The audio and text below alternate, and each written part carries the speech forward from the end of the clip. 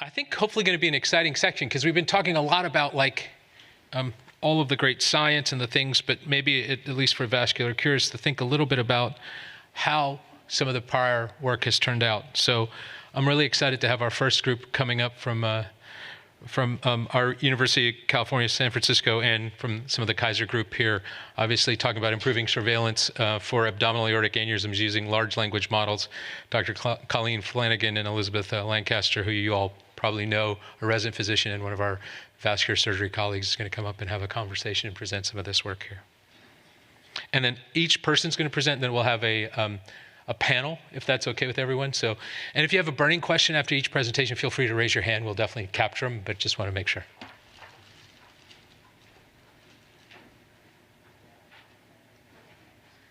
right.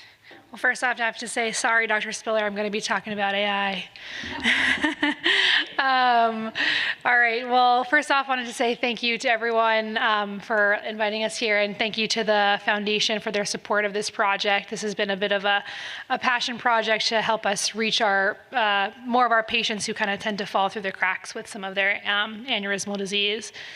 So as many of you know, abdominal aortic aneurysms are typically asymptomatic, but if they rupture, there is a mortality of over 80%.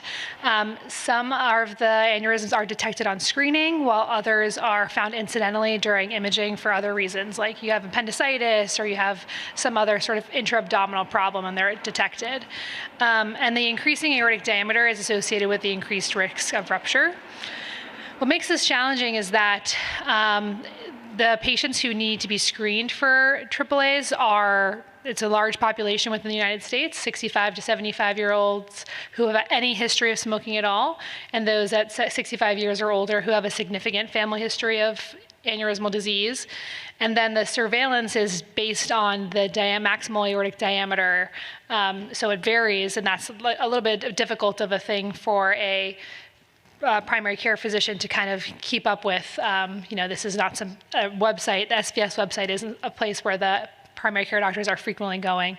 So for the 3 to 3.9 centimeters, we're looking at these aneurysms every 3 years. For 4 to 4.9, it's every year.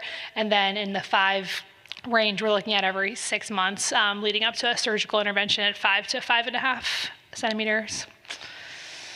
So what's really cool about this project is that we had the opportunity to do this across systems, and I have great mentors both at UCSF with Dr. Hiramoto and then at Kaiser with Dr. Lancaster and Dr. Chang, and it was cool to see how both systems are approaching this with 2 different challenges. So at UCSF, the sort of challenge here is continuity and follow-up, because this is a quaternary referral center, it has a high transfer volume, there's disjointed geographic distribution of patients, and then there's a lot of IT challenges. If you've ever tried to get your records from one doctor to another doctor, it's such a headache, and we struggle with that clinically as well.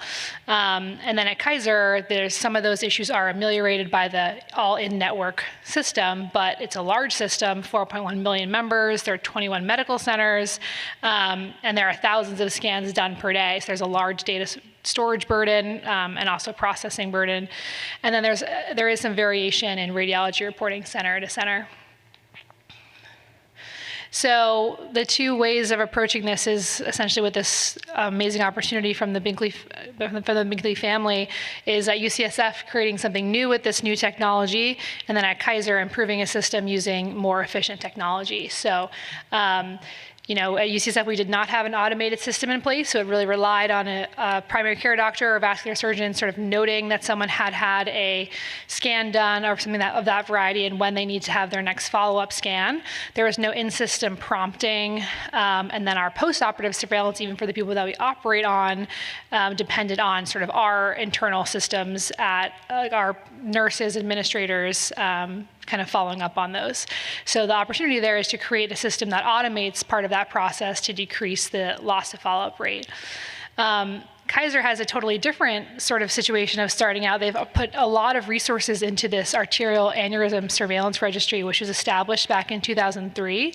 And this actually is a repository of all extracranial arterial aneurysms and all of the scans for the patients that have those aneurysms, so over a long period of time. It does rely on radiologists inputting, sort of like manually inputting flags for aneurysms, and then also it does trigger manual nurse review for repeat imaging and referrals.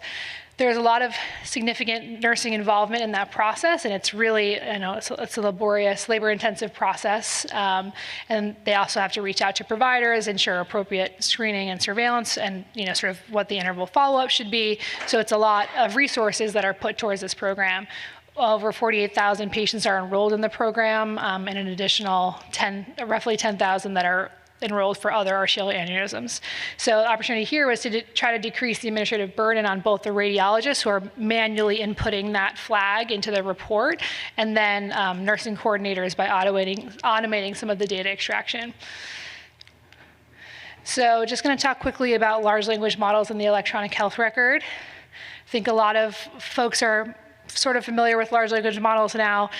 Some people are having ChatGPT plan their vacation, Claude Code to write some programs for them. So you can see how there's opportunity for large language models to extract data from the unstructured data within the EHR, where there's really the gold of the EHR. So that gold is in imaging, and clinical photos, and notes and reports, and then in scanned documents.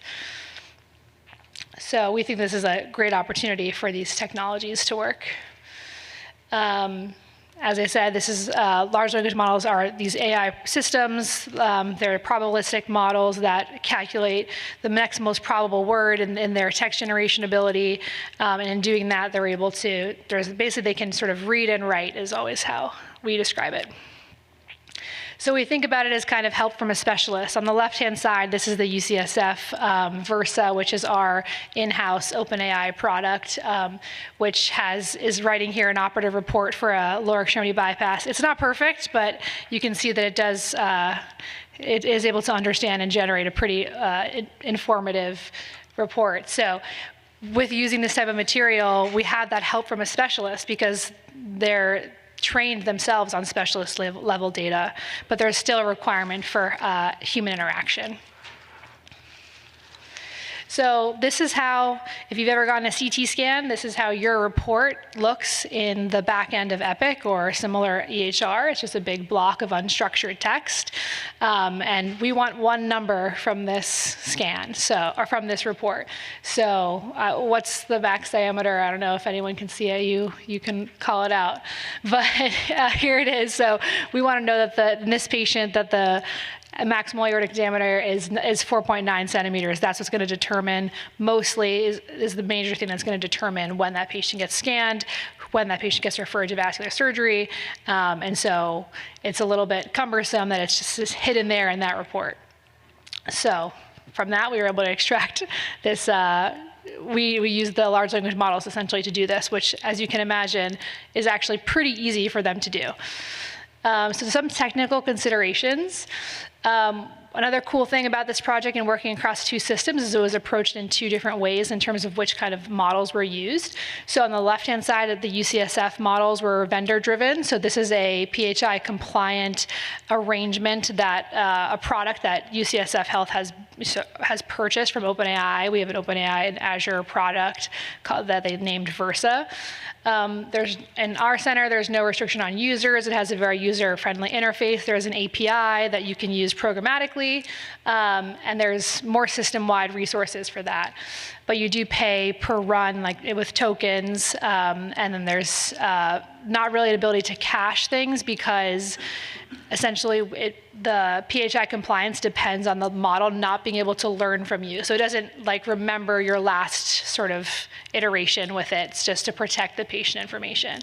On the right-hand side is how Kaiser and our initial analysis approached this question, which is we actually just basically downloaded an open source model into an in-house server. So we used an Olama server. We used Llama, which is a Meta product. There's, there's a few other options that are open source. This is technically free per run, but there's a lot more infrastructure involved in doing that.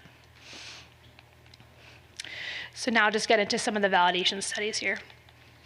So we had 2 different starting points, as I discussed. The Kaiser system already had an arterial aneurysm registry, so we were able to take a random sample from that group and only look at the ones that involved the abdominal aorta, and we did a validation study on that group. On the left-hand side was how we approach this on the UCSF side, which is a little bit, more difficult to kind of create that cohort that we would then validate. But essentially, we looked at all imaging reports over a 5-year period that looked at the abdominal aorta, and then we removed imaging reports that had structured language that said there was a normal aorta. That's not like guaranteed to remove all normal aortas, but it certainly cut down on the end that we needed to review. So we had the 2 samples with that. I'll just quickly talk about the UCSF results, and then I'm going to pass it over to Dr. Lancaster. So with our created reports, we reviewed about 3,600. Our accuracy level's 95%. It was a 89% cross-sectional, like CT mostly, but also MRI and PET scans. And then we also looked at the other measures like F1 score, precision, and recall, all had a similar level of accuracy, or of performance. Thanks, Colleen.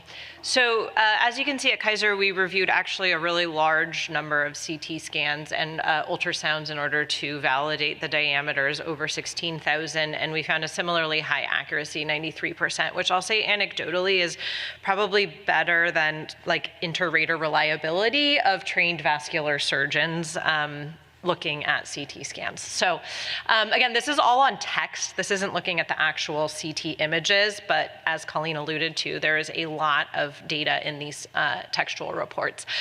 On the side there, you'll see we sort of did all of aortic stuff and we're excited to keep going. So we actually developed another large language model that looked for common and internal iliac artery diameters from a big cohort of iliac artery aneurysm patients.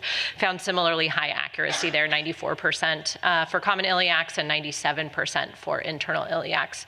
I think our slightly higher ultrasound reports sort of speaks to the Kaiser system and the fact that, there's a lot of preventative health, a lot of surveillance that's happening within our system.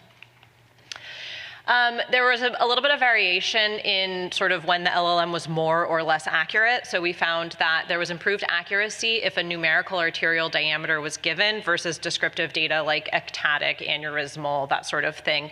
But this was helpful, and we actually had separate outcomes for could the LLM sort of define a normal aorta, and that's in the absence of descriptors like ectasia or aneurysm, and it did a good job, but slightly more accurate when there was a number to go off of. It did a little bit better with cross-sectional imaging compared to ultrasound. It did a little bit better with preoperative imaging compared to postoperative imaging, which you could imagine that the presence of a stent graft would be a little bit confusing.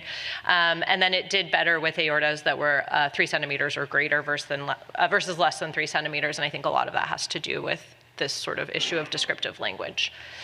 I'm going to talk a little bit fast because we're running over time, but a little bit about the implementation. So essentially, there's 2 big areas where this is important to implement. So the first is in our clinical pathways. At Kaiser, as Colleen said, we already have a really robust aneurysm registry, but it takes a lot of person hours. It's a really resource-intensive program.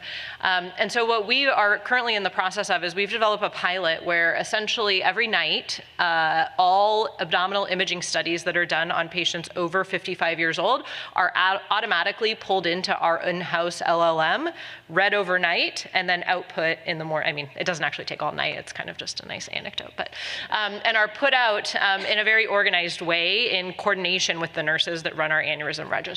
So it identifies new patients with aneurysms that we didn't know about, and it also updates patients that already exist in our surveillance registry. It really takes a lot of human hours out of our nurses in the registry and out of our radiologists who were previously putting these special tags on all of these reports. And then another implication, which we're super excited about, is the research implications of this LLM. Again, Colleen said some of this stuff, but at Kaiser, we're a closed integrated healthcare system with over 4 million members. We have very, very low loss of membership, which means that we have very, very good long-term follow-up for our patients. From this, we've developed a research cohort that comes out of our aneurysm surveillance registry, and historical and present, we have over 10,000 patients with abdominal aortic aneurysms and over 90,000 imaging studies. And we have over 33,000 patients with iliac artery aneurysms and over 64,000 imaging studies. And as you can imagine, to get a med student or a resident or a fellow to go through all of that would, take a lifetime, but the LLM, was able to do it over the course of a couple of weeks. So these are some examples, sort of hot off the press, of what we're doing with all of the aortic diameter data and iliac diameter data, combined with all of the clinical data that we have on patients. So this is, I think maybe just went up on the JVS website, but this is a presentation that we're going to give at VAM this year, and essentially was a project looking at when to stop or how to optimize abdominal aortic aneurysm surveillance in the elderly. There's a time that comes when patients, because of their comorbidities and their age, are far more likely to die from something other than their aneurysm, and we're not really doing them a service by making them come back in and have ultrasounds or CT scans every so often. And so this is aimed at identifying those patients. We made our own recommendations based on prior publications of sort of patients' acceptance of risk thresholds. We also provide sort of very tabular data so that in the spirit of vascular cures and really focusing on the patients, providers and patients can work together to decide what an acceptable threshold is for any individual patient. And then very excited about this. This is coming to Western Vascular this year, but as every vascular surgeon in the room knows, the data to guide how we surveil and repair iliac artery aneurysms is extremely limited and very unevidence-based. And so we've developed some models to look at how iliac artery aneurysms grow, when they need to be fixed, and we're excited to share that data with the community in the next couple of months. Okay. As you can imagine, there were some challenges to implementing all of this from the UCSF side, from the Kaiser side. With any big project like this, aligning multiple stakeholders can be a challenge. I think a big part of this, and you'll see that for my challenge of introducing new procedures into a well-established process, a big part of it was really including important decision makers from the very beginning so that they sort of understood, and we built our projects in alignment with what the health system goals were and with what the individual stakeholders' goals were. Approval of AI in clinical care, I think, is something that we're all thinking about. It's something that's on the front of all of our minds.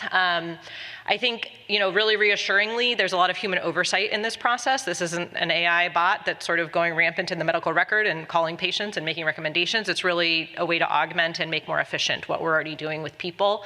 I think having these validation studies that really show that it's, as accurate, if not more accurate than humans, is really reassuring. And then obviously we need intermittent revalidation to make sure that we still have these accurate results.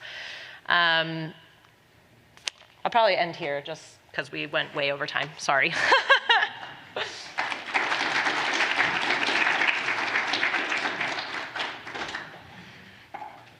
Thank you, guys. That's great, and a lot there for us to unpack, and maybe we will in the little bit of time we have after the talks, or maybe in some of our breakout sessions. So I was going to have Dr. Ron Renzi come up, who's a podiatry specialist, as you all may know, from Thomas Jefferson, who's going to talk to us about piloting multi-state leg amputation analysis to target interventions addressing PAD and CLTI. So thanks, Ron.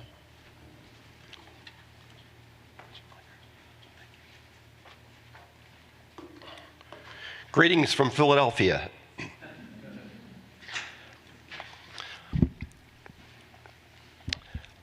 Let me thank the foundation for allowing us to do this work. We really feel it's really important. It's patient-centered and centered on the patients most at need. So that's the name of our study. No financial disclosures. We're going to be talking about major amputations. So the history, let me just review the history of major amputations. Prior to 1980, the data is a little bit murky, but from 1980 to 1996, 97, the numbers are going up, the rate's going up. It peaks around 96, 97, and slowly starts drifting down till about 2010, 2012. And then there's some articles that come out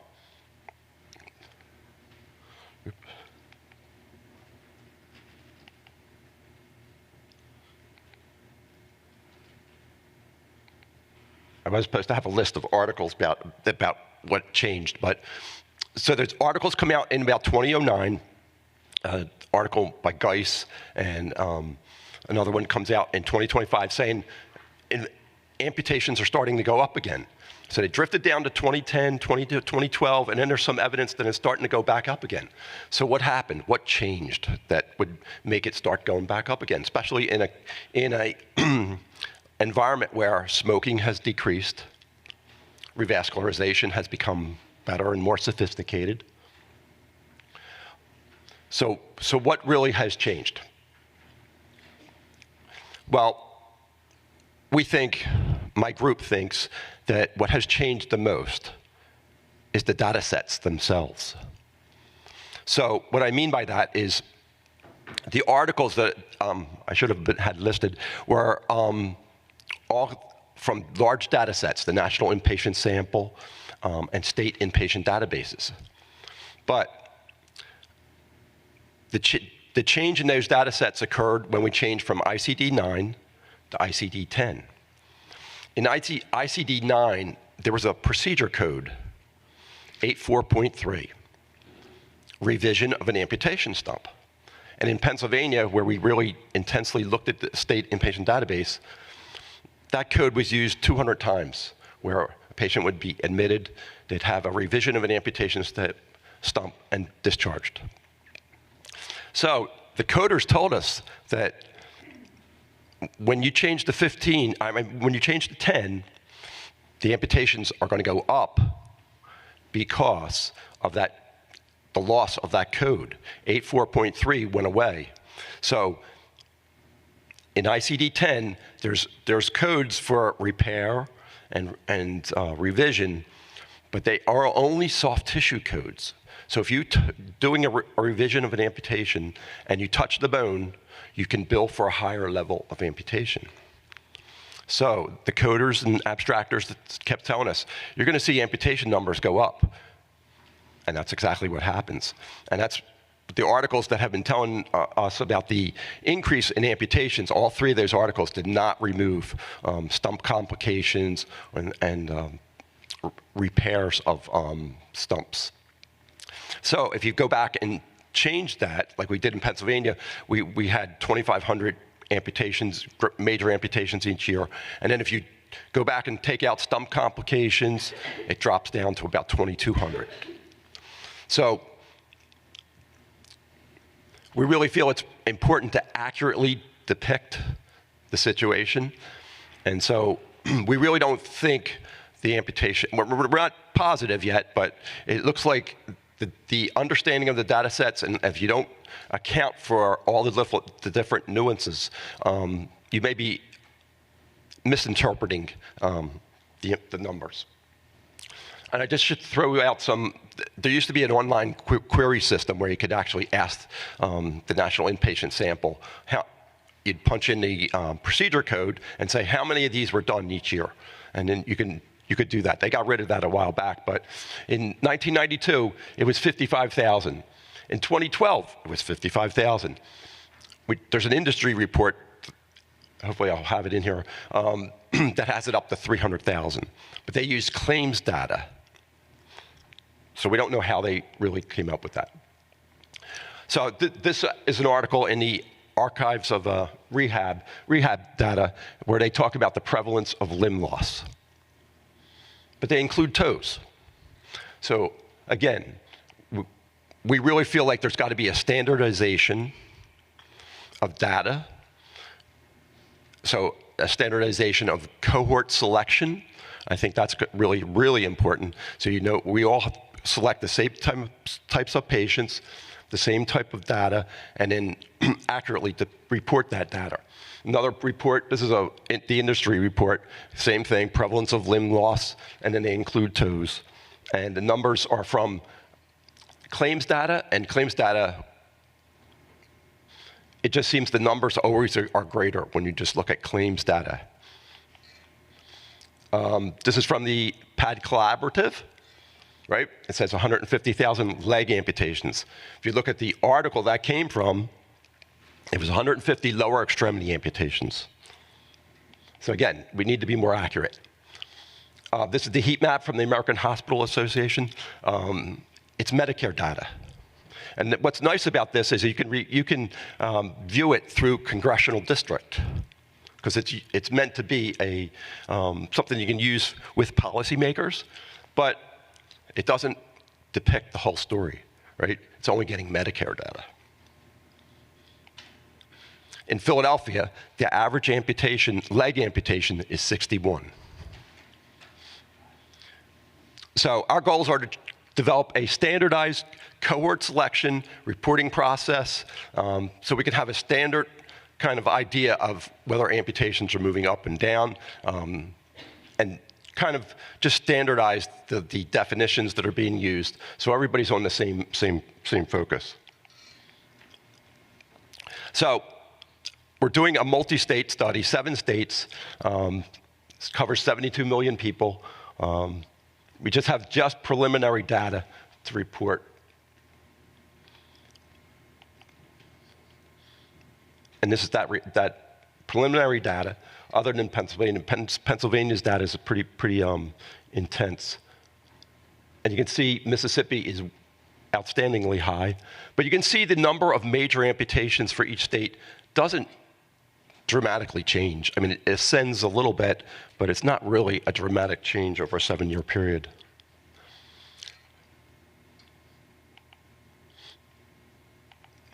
This is some data from Pennsylvania, where we did a 14-year study and did a much more intense look at the data. And you can see the least distressed communities, wealthy communities, amputations are hardly growing. But if you look at the most distressed communities, that line's going up pretty fast. And the numbers are already quite high. So I think we really need to focus on the people who need us most. This is a breakdown of the Pennsylvania data by insurance. And again, you can see the Medicaid population in the most distressed communities is the most dramatic rise. The privately insured is just amazingly low, really. So our unmet needs, we'd like to have more states. We'd like to recruit more people to help us acquire the data, do more states. We're doing 7. There's about 25 states that have good, solid state inpatient databases that you can use. So we'd like to do a big number of that. The other 25 don't have good state inpatient databases, so I don't know really how you develop the numbers for those. In Philly, North Philly is a very poor area, and we do a lot of work in that community. And we have 2 groups of interventional cardiologists who help us. And they use a QuantaFlow machine, which comes from Redwood, California. They really feel that's a lot more sensitive to PAD. So they use QuantaFlow. We use manual ABIs. We're trying to get them to share the data with us. That's not something that they're real happy about, but we're hoping we're going to be able to do that as time goes on. We work together. Maybe we'll be sharing the data that we get of our data versus their data. Do they find a lot more positives or abnormals than we do? We're not sure yet. And then can we develop an all-payer heat map instead of the Medicare-only heat map? Wouldn't it be nice to have an all-payer? Because the people in really poor communities who are having amputations are having it younger than Medicare. And if you're having it younger than Medicare, you don't appear on that map. So I think that's not really a very health equitable situation. So thank you.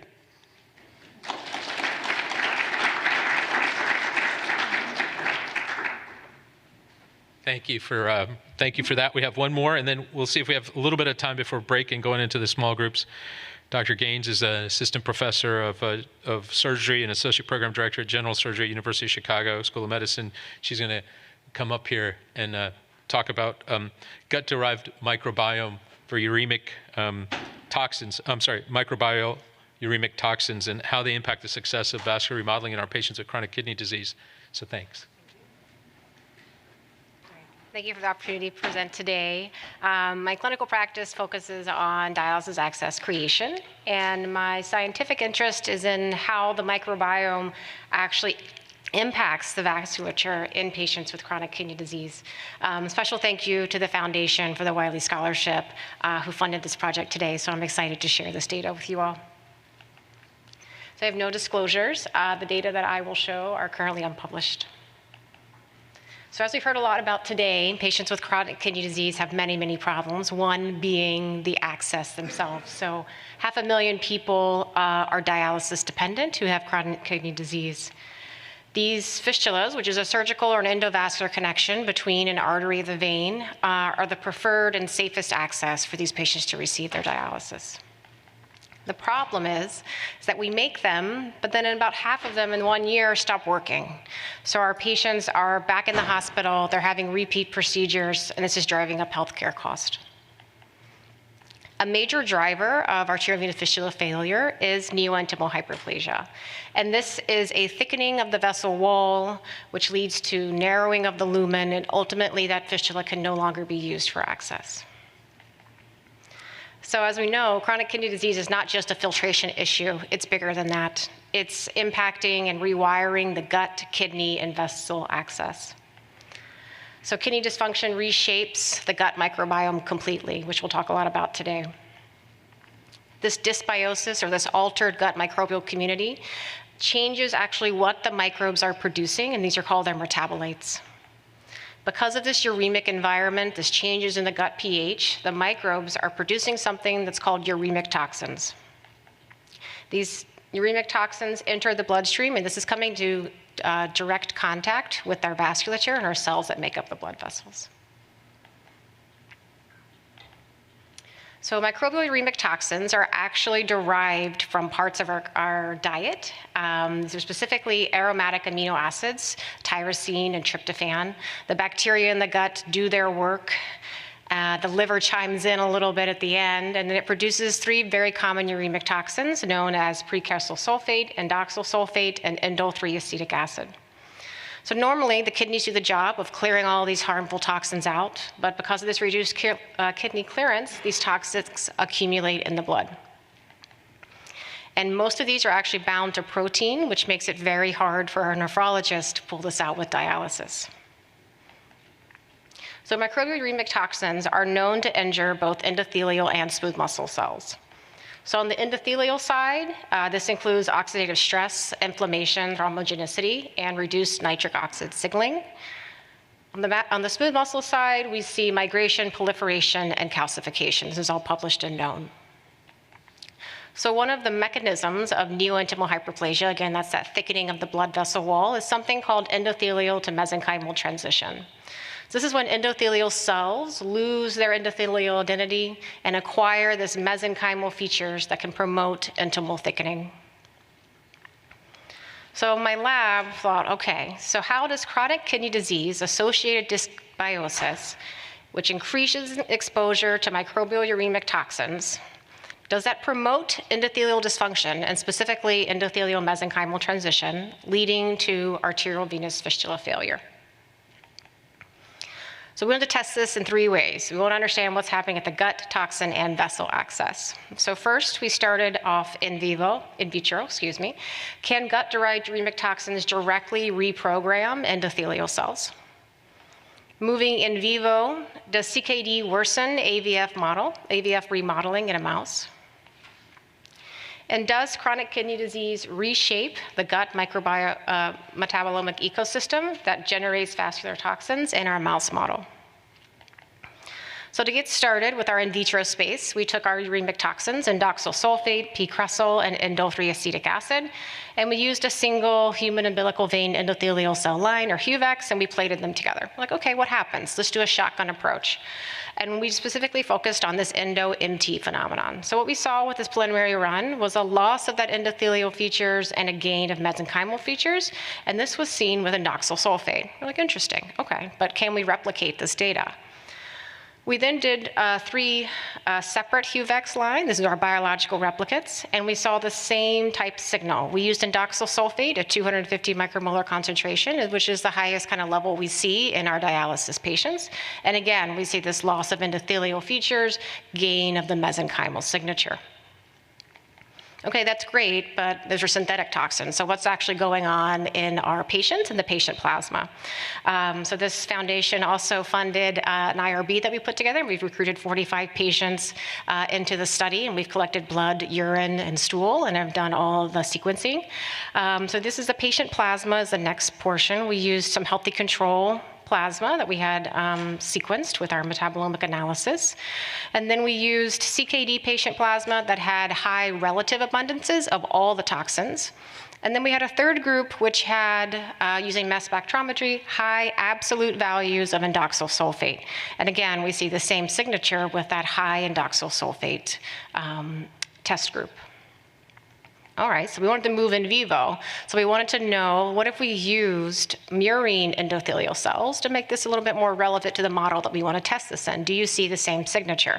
And again, with primary murine endothelial cells, we see our loss of endothelial features and gain of mesenchymal features. The dosing of indoxyl sulfate was tailored to CKD levels in a mouse. So moving on to the in vivo model, this model was pioneered by Dr. Alan Dardick, who is also a Wiley Scholar. I had the opportunity to go up and learn his model from his lab. So this is an infrarenal aortocaval fistula using a 25 gauge needle, just puncture right through the aorta into the IVC.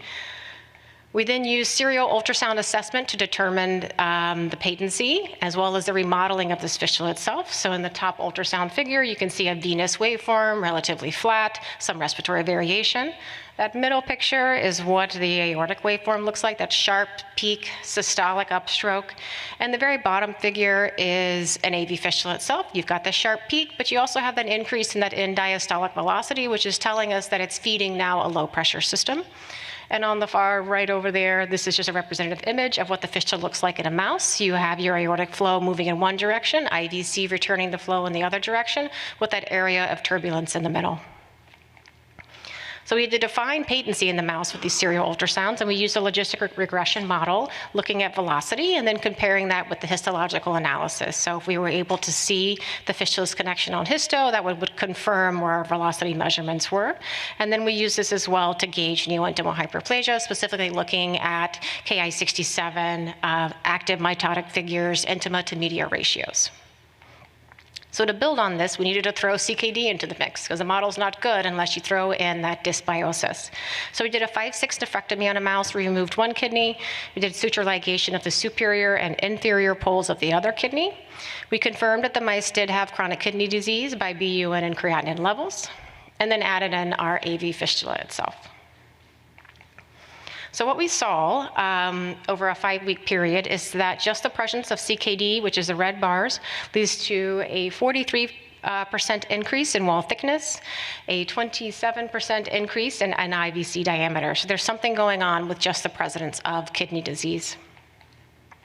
So back to the microbiome. So we did this in our gut cecal contents. We did a metagenomic shotgun, shallow shotgun metagenomics with a PCO plot looking at 67 different genera. And you can see that the chronic kidney disease animals are in red and our regular control animals with normal renal function in blue. And so we see a split. There's different bacteria there.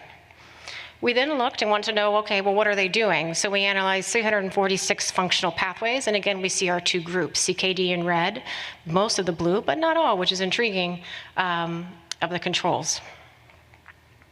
So just looking a little bit more at who is there, you have a Shannon diversity and a species richness. So this tells us what bacteria are present in what concentrations relative to everyone else there. And we see a collapse in both diversity and species richness in the microbial composition of animals with chronic kidney disease.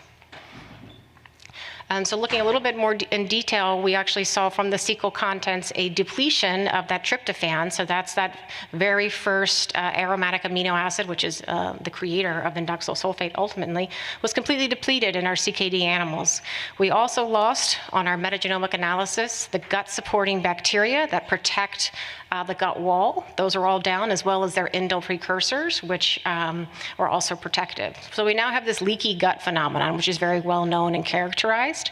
We saw an increase in TNA-expressing bacteria, which makes indole, but the indole was not detected in our samples in the cecum because it was shunted directly through the leaky gut. When we looked at the plasma mass spectrometry, trying to understand absolute concentrates of indoxyl sulfate in these animals, we did see a statistical increase in indoxyl sulfate, just as we see in our human population. So the indole was moving through, it was converted in the liver with an increase in indoxyl sulfate, and then kind of tying us all back into vascular injury. So in summary, indoxyl sulfate promotes an endomesenchymal transition like shift in endothelial cells. The signal is reproduced in our patient plasma. It worsens maladaptive AVF remodeling in our mouse model.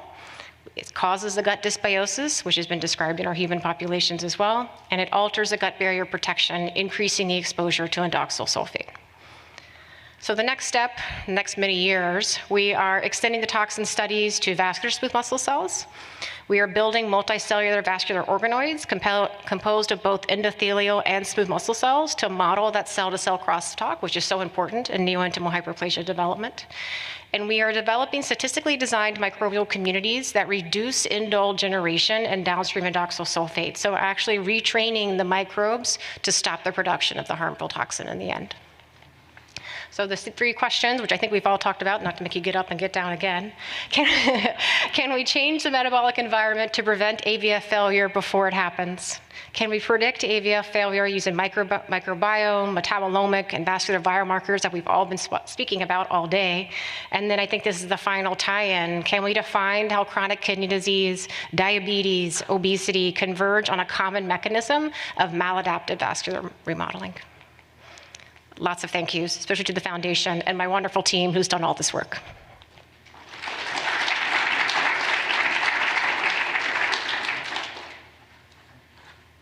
So we have about, I think about 5-10 minutes to ask questions of our group. I'm welcome to have some of the other presenters come up too.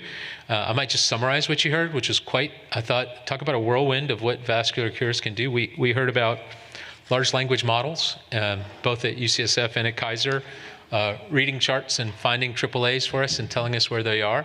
We heard about better characterizing the amputations, and then we heard about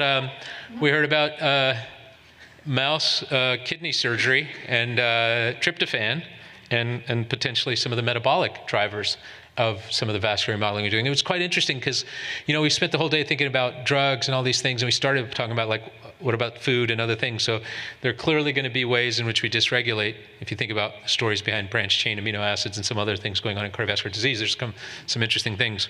So questions for the group before I start peppering them? Anybody with questions? Yeah, Hope? Question for Dr. Gaines. I thought that was really interesting and excellent. Obviously, we've been talking about PAD all day, so this is an obvious question. Like,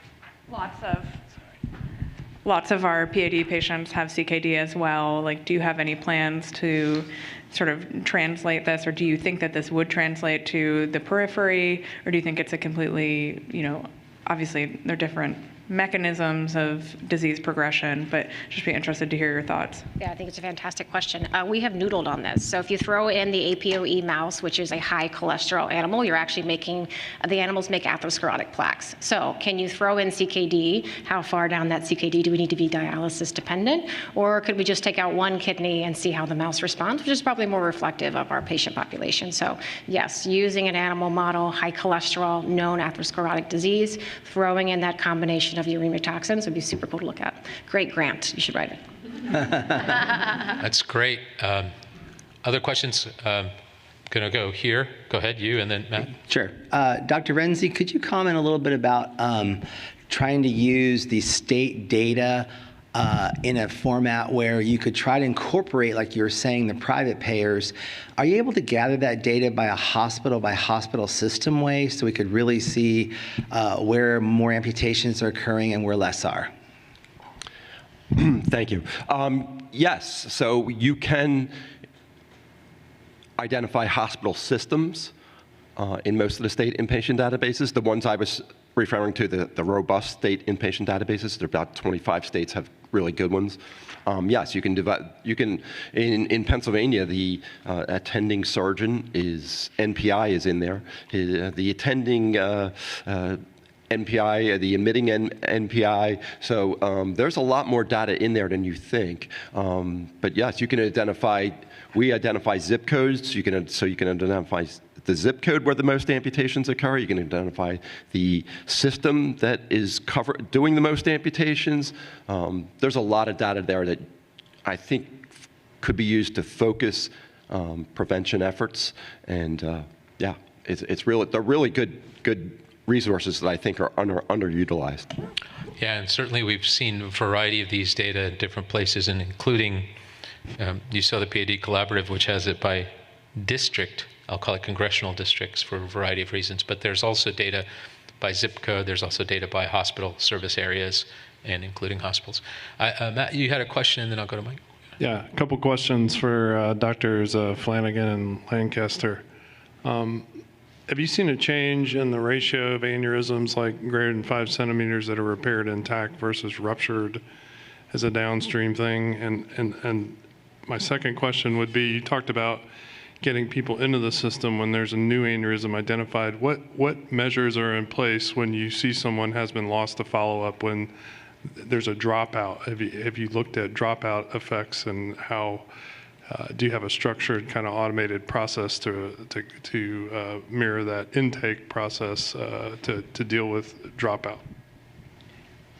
Yeah, so I'll speak quickly to the Kaiser experience. We don't really have long-term follow-up, I would say, yet after implementation of our LLM, but what I can say is that our rupture data within the Kaiser healthcare system is like shockingly low compared to general rupture information rates, and that I think is largely attributable to our surveillance registry, which is, we catch patients, we watch them, and we fix them, before they get to a rupture threshold. So when we published that data a couple of years ago, we got a lot of criticisms that well, that's not the real world, that's Kaiser. And it was sort of like, well, but let's try to expand this type of a surveillance system into other institutions and into other programs. So I would say that the surveillance does reduce rupture rates.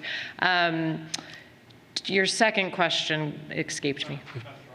Dropout. Oh, yeah. So similarly, and I think that this is going to have a huge impact in the UCSF cohort, because just having a registry to begin with makes it so easy to set alarms, to set flags. So I get messages from our registry if I have a patient with an aneurysm that I follow that hasn't had their surveillance imaging.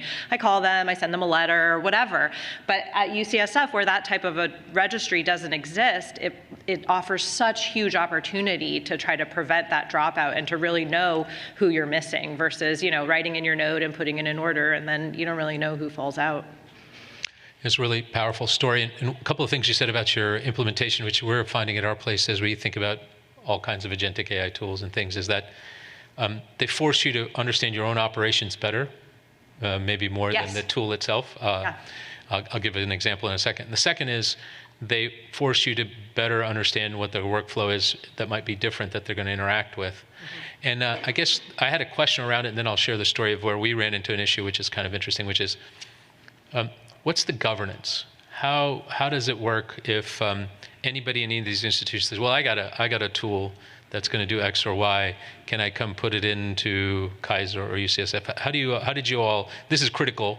How do you all decide? Because I'm sure there's multiple ideas with multiple LLMs. You want to start? Yeah. I would say, first off, many large health systems are already sort of contracted at these tools, and they're actually looking for use cases. They want to prove that it's save them money. You know what I mean? They want, and this was a lot of people were really thrilled to hear that we were going to do this, because they were like, this shows that our investment is, going to be used. Epic. Yeah, exactly. So I think there's a lot of opportunity there, just because the health system has already kind of made the decision, and then you're just sort of applying a use case. That's interesting. So it's maybe a different model than maybe other health systems where the investment for an in-house LLM or a platform may not exist. It's interesting. We were working through something with our institution where we were doing agentic AI, and we were looking at tools to help refill medications. And as we went through that pathway in the cardiovascular service line, the primary care service line, we realized that the cardiologists and the primary care doctors were refilling blood pressure medications and cholesterol medications with different algorithms. So it wasn't even an AI tool issue. It was like large system, different thresholds might teach us something. So it was powerful in that stretch, I would say. There's still a whole variety of things around what's the pricing, what's the cost, what's the evidence. Those things I suspect are good. Other questions? Mike, did you have a question? Yeah, I was good. So, Mimi, appreciate your work very much. I want to ask you to think forward to, monitoring the metabolome outside of an experimental setting. I mean, where do you see that going in real life? So patients with dialysis are interacting with the healthcare system 3 times a week, every week. They get their blood sampled, but they're not maybe they're not getting the best nutritional advice, or maybe they don't really understand all these interactions between, what they eat and how they manage their disease. Can you imagine getting real-time readouts or actionable information about and translating that into changes in lifestyle or nutrition that would actually impact us outside of changing the surgery or medications? Yeah, I think that's so important. As part of the IRB that we developed, we actually are collecting blood samples from the patients while they're in dialysis 3 times a week. So we have a contract with DaVita currently. I struggled a lot with adding in a nutritional survey into that IRB. So when the patients are sitting down for dialysis, what did you eat this week? Just give us a quick snapshot of that. The paperwork was a little bit cumbersome, but I think it's important to incorporate that real-time data so that we could actually map the metabolite changes with that fistula throughout that patient's journey, right? The patient then comes back, the fistula is thrombosed. What's going on in the metabolite? What's going on in the diet that week? The patients are admitted to the hospital. I collect stool sample and doing the same type of analysis. So it's a multi-component look at what's going on at the larger picture, and I think it's important to capture and something I'd like to do. Do you think we'll ever get to any kind of point-of-care metabolomic monitoring that's a little bit less intensive than mass spec and yeah, that's kind of what I'm wondering, sort of downstream, where do you see the technology going? Yeah, right now we're currently using mass spec and it's expensive. I would love for there to be a cheaper way to do it, even just some sort of patch analysis we keep hearing, like a quick sampling. I don't have any data on that, but it's something to think about. We should try to develop. While we get the microphone back there, I might ask just one more question in this vein, because I was taken back by the tryptophan, as I said, and then I know about branched chain amino acid, at least some work in cardiovascular. And there's a whole group of people very interested in ketones. Yeah. And both for cardiovascular and other functions, and especially in skeletal muscle. Have you looked at any of the ketone production of these? I have not. The panel that we use for our big metabolite analysis has it on there, but the data is just so cumbersome. I'm going to have to use AI, and I've started to trying to Exactly. I know. And we're using that, all the other metabolites which are there, incorporating in the ultrasound data that we're using and tracking how the changes in the metabolites, the changes in the bacteria there are correlating with the fistula journey itself and that change in the vessel diameter. So I would love to. Be great, interesting. I know there's going to be a nephrology question coming, so I'm going to have our nephrologist lean in here and say. Well, it's more integrative physiology. Yeah, okay, good. So GLP-1 is a gut-derived hormone that is stimulated by microbial species. And have you considered that the change in the microbial distribution and density may lead to incretin deficiency, endogenous GLP-1 deficiency? I know you showed direct effects of the, quote, uremic metabolites on cells, but might there also be a component of intrinsic incretin deficiency? And then also thinking even upstream prior to dialysis and fistulas, back to diabetes, obesity, CKD, driving vascular disease beyond conventional risk factors. We know that in CKD. Is this a potential mechanism, and could you potentially look at it in your models as well? My notebook, I was writing down when everyone was presenting on the GLP-1s and how they were affecting the endothelial cells. I was like, oh man, this is super easy for us to do. I can inject the mice. I can also sequence our endothelial cells. What's the transcriptional profile that's going on there? And then we had a discussion, the macrophages were involved, and I was going to get your contact information because you're like, apparently the GLP-1's working through the macrophage to the endothelial cells. So I think we could go many, many directions with that, and I'm definitely going to try to look into adding GLP-1 analysis to this model. You know, I think the one thing we haven't spent a ton of time on today, which will be interesting as we think about this future, is the actual nutritional intake tie-in to the things we're talking about, because there's such emphasis on it. And there is such a burst of science coming. So it'll be exciting in future meetings when we talk about what the actual nutritional intake, whether it's high protein, different types of protein, different types of foods that are affecting some of the things that we're talking about. So as the Car Talk guys say, we've spent another hour and accomplished a lot of good things. Are we taking a break before we go to 5-minute break?